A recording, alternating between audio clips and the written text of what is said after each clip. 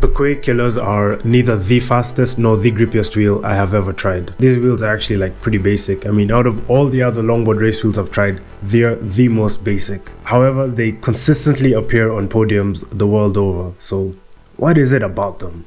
For those of you who don't know, the Killers are the brainchild of Thiago Lessa.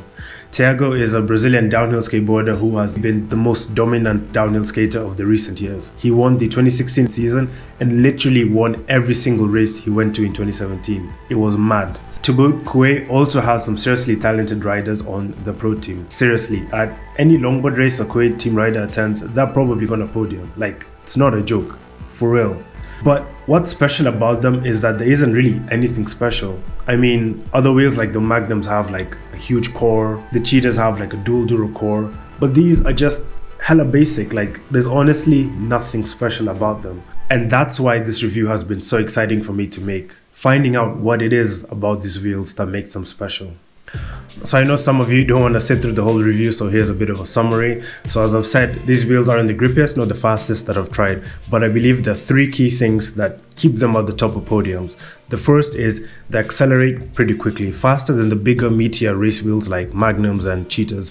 The second is they're very nimble. They react to your input quickly, and this allows you to take great lines consistently. And number three, at that edge of traction, they're very, very aggressive, and this allows you to get through a corner with minimal scrubbing, and you can kind of use that as feedback so that you can take a really good line. These three things paired with a talented rider can keep you ahead of the pack or allow you to make a race-winning move at the right moment. But yeah, that aggression at the edge of traction can be a bit of a double-edged sword. If you can't handle how aggressive these wheels are, they're pretty much going to feel impossible for you. You have to be either quite talented or quite good at skating to sort of make the most out of that.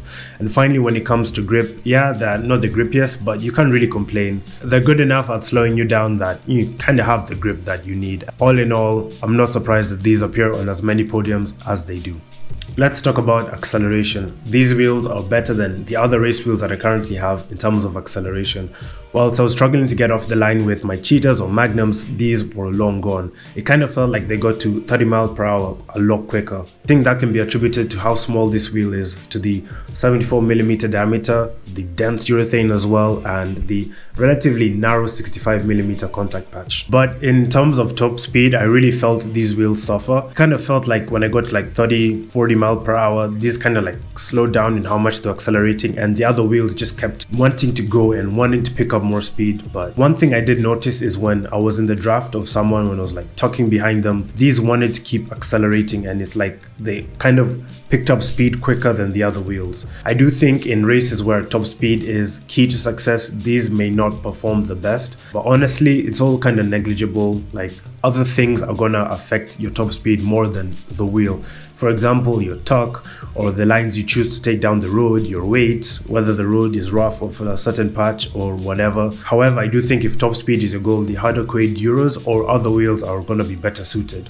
But another thing that I liked about these is they're just really nice to push around. Like, if I have to push between spots, pick up speed really easy, and if I have to push uphill, really easy to push uphill. In comparison, this wheel is really heavy. It takes a lot to get it up to speed, so pushing up the hill sucks. But with this, it's just really fun and just really playful and nimble as well. Allow me to shout out the accompanying write-up for this review. It's going to be more articulate, more in-depth, and have like a lot better illustrations for the ideas that I'm putting across. So if you want something like that, check it out.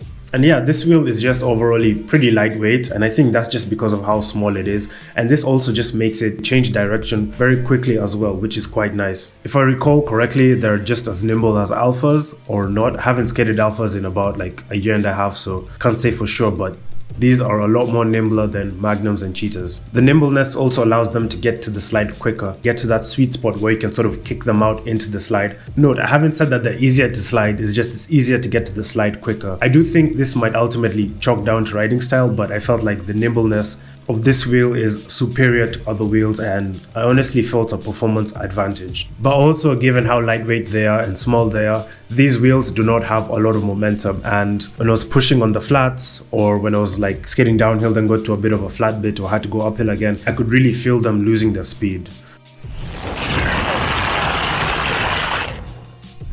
Now let's talk about how they slide and why this also makes them a really good wheel. These wheels are made of urethane that does not want to slide.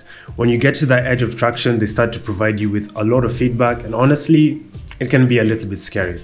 That feedback kind of feels like the wheel wants to throw you off and not slide smoothly. However, when you do get used to that feeling, that edge of traction and that aggressive feedback become things that inspire confidence. The feedback shows you where the limit is. This allows you to skate like super aggressively and adjusting when you get that feedback, and sort of like using it as a metric to help adjust your line and get through the corner with minimal scrubbing. With other wheels, when you get to that sort of point where you get feedback, it just takes a little bit of a nudge before you actually break out into the slide or scrub out. But with these, you have like a lot more room to play with that feedback.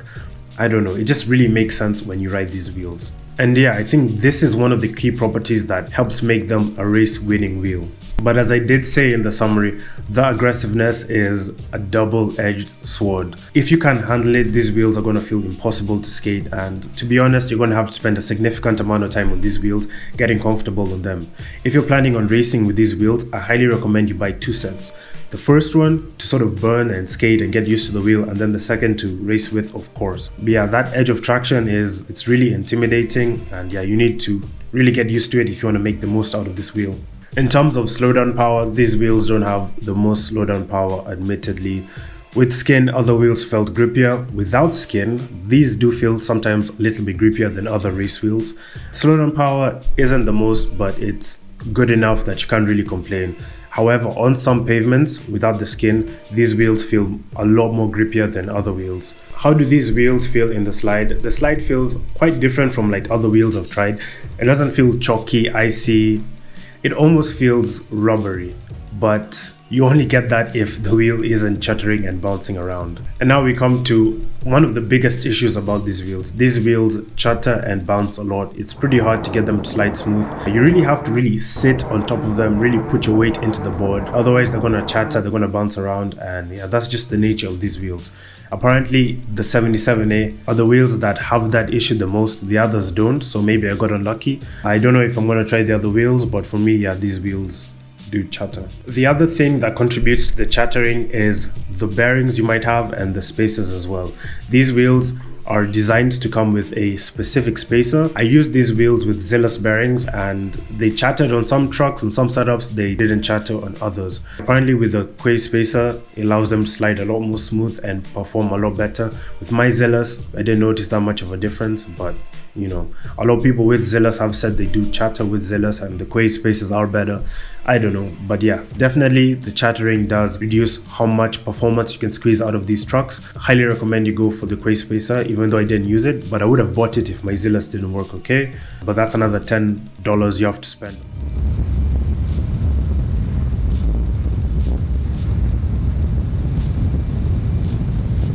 In terms of durability, I have not skated these wheels long enough to comment on that, but they have been holding up pretty well. The lips especially, magnums within like the first 2 slides, like the lips were destroyed. These have been a little bit more resilient. I don't know if the 75A Cueis will last as well as they did. I don't think you have much to worry about in terms of durability. These are going to last you for a long enough time. Now, are these wheels freeride-able? Can you do stand-up slides like Standy Andy or Nick Brom's? Yes and no. I was able to do some stand-up slides when I set up my rugs to be symmetrical width, but honestly, it was pretty difficult, and with other trucks that I've tried it with, it hasn't been that easy. I think those guys are just on another level altogether. They're not freeride wheels. Don't standy them. Just get some slidey wheels and have a good time. Grippy wheels just cause you hell, bro. Because of how small this wheel is and because of how dense the urethane is as well, I could really feel like a lot of roughness in the road, and this especially sucked in corners. For example, a wheel like the Magnums, given how soft and big they are, they like absorb a lot of road vibration, and in the same corner, instead of bouncing around, this wheel sort of gripped and stuck to the corner, whereas I was getting a lot of feedback with the Cueis. The board was curling around a little bit and it just didn't feel very good. But with the Magnums, they were like stuck down. I was able to carry a lot more speed through the corner. Perhaps the softer 75A Cueis would have been better in that way. But yeah, with these, no bueno for rough roads and especially going around rough corners. The other thing I didn't like is they feel a little bit too aggressive for open road stuff. I mean, if you have the confidence, you can ride them just as well as any other wheel, but they're not very confidence inspiring. They're just like super aggressive and bruh, they're just pretty scary.